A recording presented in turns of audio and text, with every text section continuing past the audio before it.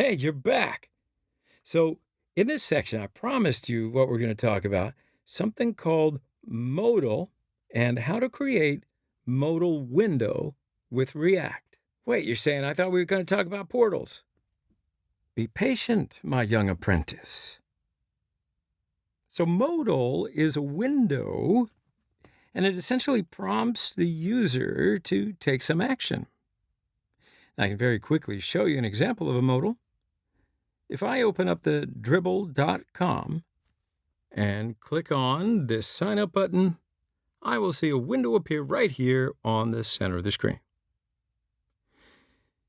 I can still see some of the content of the page faded out behind it, but I can't directly interact with it until I do something with the modal window. So that's what we're going to do. So actually creating modals with React is a little bit challenging, but you know everything about React now, so I expect you to keep up. So what I'll do is I'll show you first exactly why modals are so challenging with React. So let's go to the diagram. So this is a diagram of our React application. And this is our React component hierarchy. And at the very top of any HTML document, we have this body tag. And inside the body, we usually have a div with an ID of a root. And we are rendering our entire React application into that div with an ID of root. So inside of that div, we've got a provider, and we've got the app, and we've got the different routes inside the app component. And we're going to create a modal component inside this about route, and then maybe some input or button inside of that modal. So just as we see right here in any React application, all of our elements are nested inside of that div with the ID of root, and that is a normal operation of React. And now we're going to use something called React portals to kind of get around this requirement of having to nest all of our different component elements inside of this div with the ID of root. Now, before I tell you how a portal works, you will really need to understand why we want to use a portal in the first place. They are kind of dangerous things, if you know what I mean. So I'll first show you how challenging it is to create a modal if we use traditional React layouts. All right? You with me? Well, let's do it. So I'm going to do it inside the about.js file. So we're going to write up our modal example inside of this file with a normal CSS. First of all, right here, I'm going to open up a div and cut this thing and paste it inside this div. And I'm also going to put my modal inside this div. So I'm going to open up a new line here and then create a div with a class name modal. And as you've guessed, this div would be our modal. And it'll serve as that kind of gray background. Then inside of that, I'm going to open up another div with a class name modal content. And this would be the content, some content anyway, that appears on the very center of the screen, right?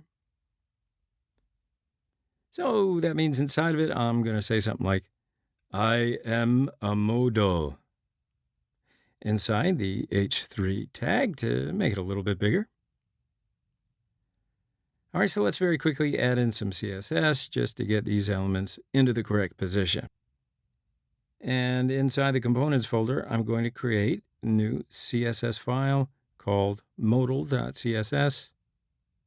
All right, so inside of here, I'm going to add on some selectors for modal and modal-content.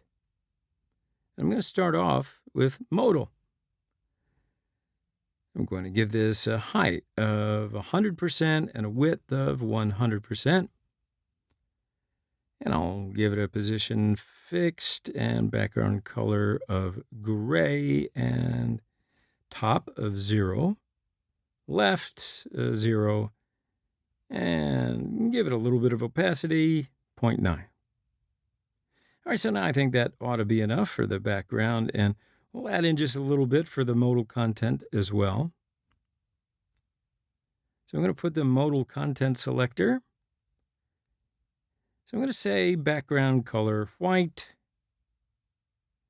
and I'll give it a margin of 300 pixels for the top and the bottom, and then auto, which is going to center this window on the screen horizontally. And we'll give it a height of 40%, width of 40%. And finally, I'll say text align center.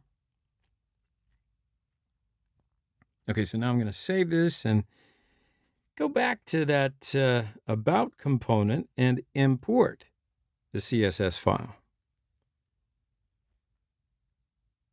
So I will say import and then CSS file, modal.css.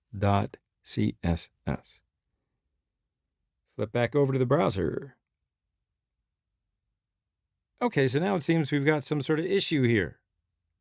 I see the modal on the screen and the white modal content in the center of the window. But you notice here, the issue is that we've got this about card still at the center of the modal. So what we would like to see is the about card behind the modal, and it should not be displayed on the modal. And we're going to fix this issue with a feature called Z-index. So the Z-index is a CSS rule that's going to control what element gets rendered on top of another element. So we'll assign Z-index properties integer values from negative values all the way to positive values. So the higher the Z-index value, the higher the priority for display on top of the screen. So right now, if we give our modal a Z-index of 10, it will be displayed on top of the About card, which by default has a Z-index of undefined. So to fix this up, I'm just going to give the modal class Z-index, make it 10, like so. So now this has a higher Z-index than the About card, and our modal should be displayed on top. So I'm going to save it, and I'll flip back over. And now we can see the About card goes away. And there it is in the background right here. So it's just that our gray background is on top of the About card. So it looks like it's working out for now, but it's not actually so good as it seems. So let's pause it right here. And then in the next section, we're going to discuss why this is not as good as it seems. In other words, why isn't it a perfect solution? You were promising perfect portal solutions. I'll see you in the next video.